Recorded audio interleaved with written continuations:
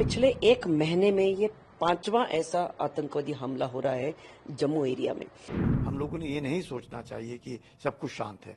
ये इलाका दोबारा पाकिस्तान इसको इसलिए मैं कहूँगा एक्टिव करने की कोशिश कर रहा है। अभी जम्मू एपिसेंटर बन गया है। हमारे बीच में भी ऐसे गद्दार लोग हैं, OGWs हैं, जो इनके सपोर्ट कर रहे हैं। पाकिस्तान ये हर हमेशा से चाहता आ रहा है कि जम्मू कश्मीर ये कभी भी स्टेबल ना रहे। और ये सोच करके चलना कि सब शांत है, वो नहीं है। अब पाकिस्तान ने सोच लिया कि जम्मू डिवीजन में इस तरह के उग्रवादी लोगों को ढकेला जाए। लेकिन कुछ भी हो, आतंकवादी तो पाकिस्तान से ही। जम्मू कश्मीर के डोडा जिले में आतंकवादियों के साथ सोमवार रात में हुई मुठभेड़ में एक अधिकारी समेत 4 भारतीय सेना के जवान शहीद हो गए। जम्मू कश्मीर में बीते 8 दिनों में ये दूसरी बार है जब सेना के जवानों की आतंकवादियों के साथ मुठभेड़ हुई है। इस बीच रक्षा विशेषज्ञ शिवाली देशपांडे और संजय कुलकर्णी ने क्या कुछ कहा, आइए आपको दिखाते हैं। पिछले एक महीने में ये पांचवा ऐसा आतंकवादी हमला हो रहा है जम्मू एरिया में।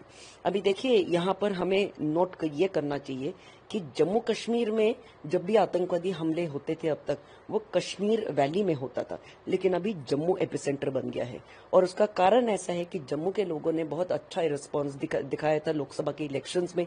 अभी असेंबली के इलेक्शंस आने वाले हैं तो लोग खुलकर बाहर आ रहे हैं, वोट कर रहे हैं सरकार के लिए, और एक सरकार वहां पर गठन होगी, सरकार का गठन होगा।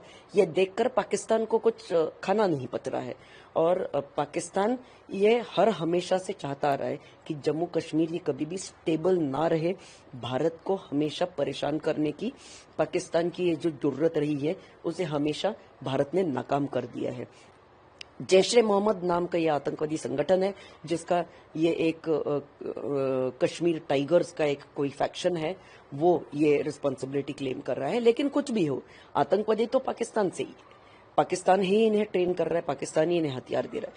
तो ये जो पूरे टेरर एक्टिविटीज पाकिस्तान कर रहा है, हाँ, हर महीने में ये 4 से 5 टेरर एक्टिविटीज कर रहा है, ये कहीं ना कहीं बंद होना चाहिए और इसको कहीं ना कहीं पूर्ण विराम लगने की बहुत ज्यादा जरूरत है। डोडा एरिया में जहां पर जंगल का इलाका है, रात को स्पेसिफिक इंफॉर्मेशन मिलने के बाद वहां पर कॉर्डन एंड सर्च ऑपरेशन जारी किया गया, जहां पर ये मुठभेड़ हो गई, जहां पर 5 हमारे जवान ये शहीद हो गए। बहुत दुर्भाग्यपूर्ण बिकॉज डोडा का इलाका है जो जम्मू डिवीजन का इलाका है, पिछले 20-25 सालों से काफी शांत था और पिछले ही 2-3 महीनों में एकदम एक्टिव हो गया है। कठुआ में इंसिडेंट हुए, राजौरी में हुए, रियासी में हुए, अब डोडा में दूसरा इस तरह का हादसा हो रहा है। तो ये इलाके जो हैं, हम लोगों ने ये नहीं सोचना चाहिए कि सब कुछ शांत है। ये इलाका दोबारा पाकिस्तान इसको इसलिए मैं कहूँगा एक्टिव करने की कोशिश कर रहा है क्योंकि पाकिस्तान को कोई सक्सेस वैली में नहीं मिल रहा है। और कश्मीर घाटी के अंदर भी अब लोगों को इस बात का एहसास हो गया है कि जो है डेवलपमेंट के ऊपर जितना सरकार जोर दे रही है, अच्छे रास्ते बन रहे हैं, टूरिस्ट 2 करोड़ से ज़्यादा टूरिस्ट जा रहे हैं और वहाँ पे जिस प्रकार से इकोनॉमिक एक्टिविटी हो रही है उसको देखते हुए कश्मीर घाटी में अब शायद लोगों को इस बात का एहसास हुआ है कि मिलिटेंसी से, टेररिज्म से उसको कुछ मिलने वाला नहीं। और पाकिस्तान को भी जो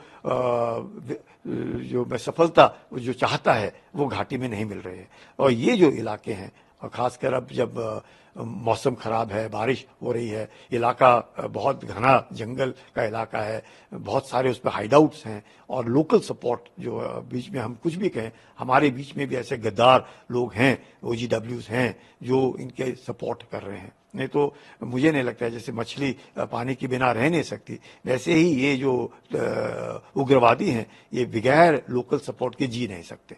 तो ये जो उनको सपोर्ट मिल रहा है वो नहीं मिलना चाहिए, जिसके लिए हम लोगों को अपने आंख और कान का जबरदस्त इस्तेमाल करना चाहिए। ह्यूमन इंटेलिजेंस को दोबारा रीएक्टिवेट करना चाहिए। होगा, ऐसे नहीं कि नहीं होगा, पर हमको और ज़्यादा जोर देना पड़ेगा।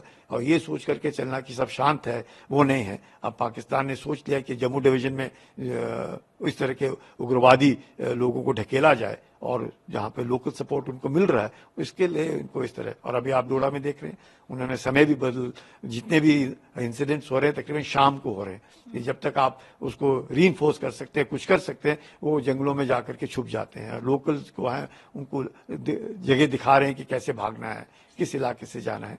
तो ये इलाका घना जंगल होने के कारण और बहुत ही मुश्किल इलाका होने के कारण मुझे लगता है अब VDCs जो हैं, अपने SOGs जो हैं, RR के पलटने हैं, वहाँ पे CRPF है, बाकी फोर्सेस, इन सब को मिल करके यकीन करना चाहिए कि इस तरह के हादसे नहीं होने चाहिए। बहुत दुखद समाचार अगर ऐसे सुनने को मिले तो बहुत दुख होता है कि एक अफसर और 3 जवान और कुछ और घायल हो गए होंगे।